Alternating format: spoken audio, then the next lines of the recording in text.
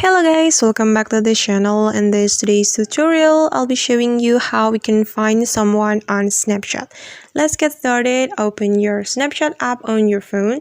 Then if you want to find someone, you have to click on this search button on the top left corner of your screen.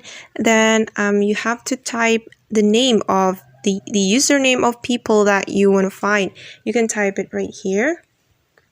And I'm going to give you an example. I'm going to find my friend.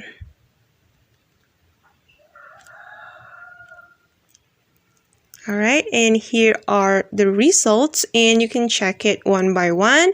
You can scroll it to find someone that you are searching for. Alright guys, that's how we can find someone on Snapchat. I hope this video will help you. Thanks for watching, and don't forget to like, leave your comments, and also subscribe this channel. See you!